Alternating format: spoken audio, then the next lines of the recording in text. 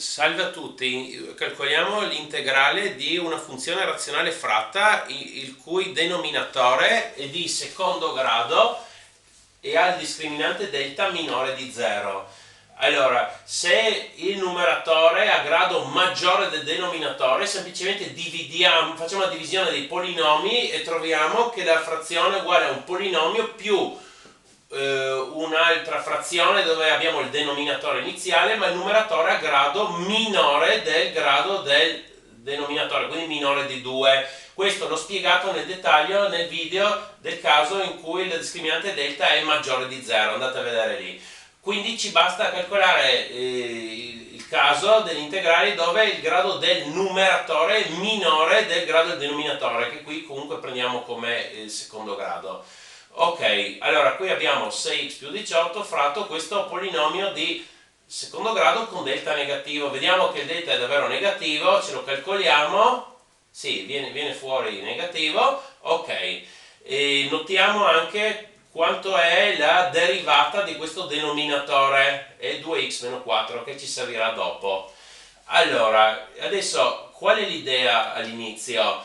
Che dobbiamo far saltare qua, dobbiamo far comparire al numeratore la derivata del denominatore, quindi dobbiamo far comparire questo 2x meno 4, perché per usare la regola integrale di derivata di f fratto f è il logaritmo di valore assoluto di f.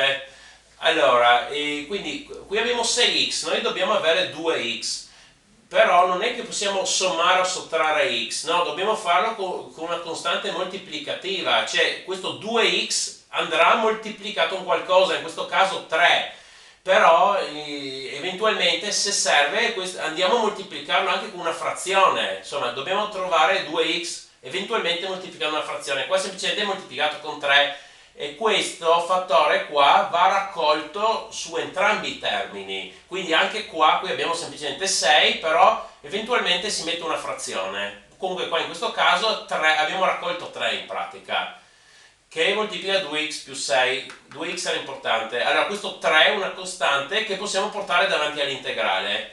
E adesso questo 2x più 6 lo scriveremo, si potrà sempre fare così, come questo 2x meno 4 e si mette vicino una costante per fare in modo che otteniamo proprio 2x più 6. In questo caso 2x meno 4 più 10. Meno 4 più 10 fa più 6. Ok, adesso quindi avendo fatto così possiamo scrivere questa frazione come somma di due frazioni. Poi il 3 ce lo portiamo davanti e poi integrale a somma degli integrali, allora scriviamo come integrale di 2x meno 4 fratto il denominatore iniziale più integrale di 10 fratto il denominatore iniziale. E allora adesso questo primo integrale è facile da calcolare proprio con la regola che abbiamo appena detto, per questo abbiamo fatto comparire il numeratore, la derivata del denominatore. Si usa proprio questa regola e otteniamo questo come logaritmo naturale valore assoluto di x al quadrato meno 4x più 13. Però poi questo valore assoluto, andiamo a pensare un attimo, questa espressione denominatore è sempre positiva. E perché? Perché rappresenta una parabola che non interseca l'asse x perché il delta è negativo ed è rivolta verso l'alto perché il coefficiente x al quadrato è positivo. Quindi sarà un'espressione sempre positiva, la parabola rivolta verso l'alto non interseca l'asse x, è sempre positivo e quindi si può anche non mettere valore assoluto, ma mettiamo semplicemente una parentesi. Ok, vabbè, questo primo pezzo in realtà abbiamo già calcolato, la parte difficile in realtà è calcolare questo secondo pezzo, abbiamo una costante fratto questo polinomio di secondo grado che ha delta negativo, che è sempre lo stesso polinomio che avevamo all'inizio al denominatore. Ok, vabbè, questo 10 non è un problema, si può portare davanti. Adesso, qual è l'idea? Di scrivere questo polinomio di secondo grado con delta negativo, scriverlo come somma di due quadrati. Questa è l'idea fondamentale, scriverlo come somma di due quadrati. E perché si può sempre fare? Beh, il perché lo spiego a fine video, che comunque è qua. Ok, allora per farlo prendiamo questi primi due termini, x al quadrato meno 4x, e facciamo il completamento al quadrato. Quindi andiamo ad aggiungere più 4 e dobbiamo anche togliere 4 per avere l'uguaglianza con prima. E questo 13 lo ricopiamo. Questo appunto abbiamo fatto il completamento al quadrato e x meno 2 tutto al quadrato. quindi x meno 2 tutto al quadrato, meno 4 e 13 sommiamo tra loro e troviamo 9, ok? Quindi la prima cosa da fare l'abbiamo fatta, questo polinomio l'ho scritto come somma di due quadrati. E perché l'abbiamo fatto? Perché adesso dobbiamo far comparire qua 1 per usare un'altra regola, integrale di derivata di f fratto f al quadrato più 1 e l'arco tangente di f. Quindi qui appunto dobbiamo far comparire 1 dove abbiamo questo 9, ma cosa facciamo? Semplicemente raccogliamo 9 a entrambi i termini. Raccogliamo 9, qua abbiamo x meno 2 al quadrato fratto 9, qui abbiamo 1 proprio come volevamo.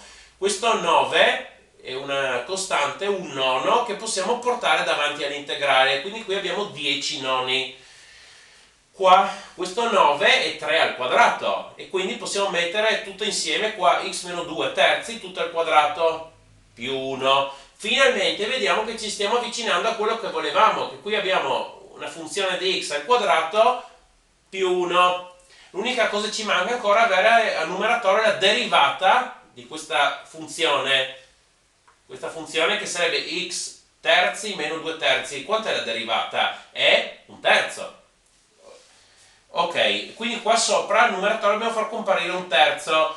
E vabbè, quindi questo 1 possiamo scriverlo come 3 volte un terzo. E quel 3 lo portiamo anche davanti all'integrale.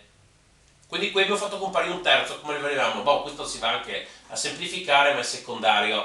Quindi qui adesso abbiamo proprio un integrale di questa forma, come volevamo. E allora si può scrivere come arco tangente di cosa? Questa espressione che abbiamo qua dentro il quadrato. Arco tangente di x meno 2 terzi, con la costante che sta davanti ovviamente, no? È sempre più costante. E allora l'integrale iniziale dobbiamo calcolare, ricordiamoci che era 3 volte questa integrale più quest'altra integrale che abbiamo appena calcolato qua, era questo, avevamo visto prima, si calcola con questa regola l'integrale di f' fratto f ed era il logaritmo naturale del valore assoluto di questo, che poi il valore assoluto non serviva a metterlo perché è sempre positivo, più questo che abbiamo appena calcolato. Lo inseriamo qua. L'unica cosa ancora da fare è magari moltiplicare con questo 3. 3 per logaritmo, vabbè, poi 3 si va a semplificare con 10 terzi che diventa 10. E così ci siamo calcolati l'integrale iniziale. Ancora un'ultima spiegazione del perché se abbiamo questo polinomio di secondo grado con delta negativo si può sempre scrivere come somma di due quadrati.